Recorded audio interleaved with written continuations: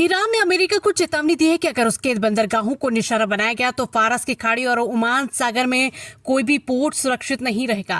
Iran की सेना और रिवोल्यूशनरी गार्ड्स IRGC ने कहा कि क्षेत्र की समुद्री सुरक्षा सभी देशों की साझा जिम्मेदारी है। अगर सुरक्षा सबके लिए नहीं होगी तो किसी के लिए भी नहीं होगी। वहीं अमेरिका सेंट्रल कमांड ने घोषणा की कि अमेरिका सोमवार से ईरान के बंदरगाहों और तटीय इलाकों पर नाकाबंदी ब्लॉकेड लागू करने की तैयारी कर रहा है। दिल्ली और राष्ट्रीय राजधानी क्षेत्र NCR में सोमवार को स्थिति अचानक नाजुक हो गई। दरअसल उत्तर प्रदेश के नोएडा में कर्मचारियों की तरफ से न्यूनतम वेतन को बढ़ाने की मांग को लेकर जारी प्रदर्शन अचानक उग्र हो उठे। स्थिति ये हो गई कि प्रशासन को स्थिति को संभालने के लिए पुलिस बल को उतारना पड़ा। इतना ही नहीं, नोएडा की जिलाधिकारी मेधा रूपम को भी प्रदर्शनकारियों से शांति व्यवस्था बनाए रखने की अपील करनी पड़ी। साथ ही उन्होंने कर्मचारियों के हितों को लेकर भी कंपनियों और उद्योगों को श्रम कानूनों का सही ढंग से पालन करने का निर्देश जारी किया है। सिंगर आशा भोसले का राज्य के सम्मान के साथ शिवाजी पार्क शमशान घाट पर अंतिम संस्कार हुआ। उन्हें महाराष्ट्र पुलिस ने गॉर्ड ऑफ ऑनर दिया। बॉलीवुड सिंगर ने अभी ना जाओ छोड़कर गाकर भावुक विदाई थी। सुबह उनका पार्थिव शरीर अंतिम दर्शन के लिए उनके मुंबई निवास कासा ग्रांटे में रखा गया था।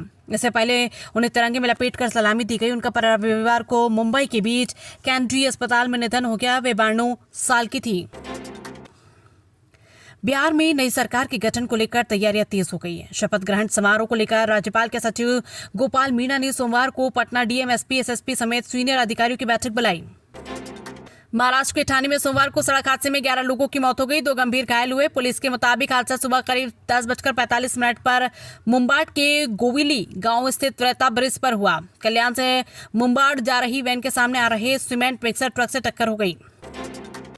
अरविंद केजरीवाल ने सोमवार को हाईकोर्ट जस्टिस स्वर्णकांता शर्मा से दिल्ली शराब घोटाले केस से हटाने की रिक्रूस की फिर मांग की। उन्होंने कोर्ट में 1.5 घंटे दलीली रखी।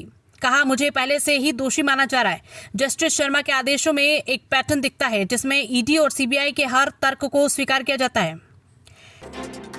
सेंसेक्स 703 अंक 0.91% की गिरावट के साथ 76,848 पर बंद हुआ। निफ्टी में भी 208 अंकों 0.86% की गिरावट रही। ये 23,843 पर आ गया है। आज के कारोबार में चौतरफा बिकावली के बीच मेटल के शेयरों में सबसे कम गिरावट रही, जबकि ऑटो और FMCG शेयरों में सबसे अधिक बिकावली देखी गई।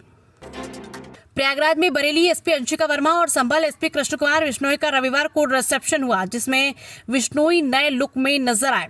शादी में जहां उनकी मूछें चर्चा का विषय बनी थी, वहीं रिसेप्शन में क्लीन शेव पहुंचे। उन्होंने बंद गले का ब्लैक कलर का सूट पहना। वहीं अंशिका ने लाल रंग का लहंगे में काफी खूबसूरत दिख रही थी।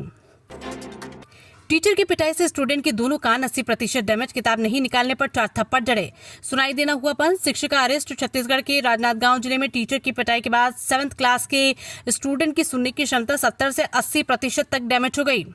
वो सुन नहीं पा रहा और घटना डोंगरगढ़ के खालसा पब्लिक स्कूल की है। देश में LPG सिलेंडर की सप्लाई पूरी तरह स्थिर और पर्याप्त है। पेट्रोलियम और प्राकृतिक गैस मंत्रालय MOPNG ने नागरिकों को भरोसा दिलाया कि उन्हें घबराने या पैनिक बाइंग करने की जरूरत नहीं। मंत्रालय ने कहा कि मौजूदा डिस्ट्रीब्यूशन नेटवर्क मजबूत है और देश भर में बिना रुकावट गैस पहुंच रही है। सरकार इसकी लगातार निगरानी कर रही है।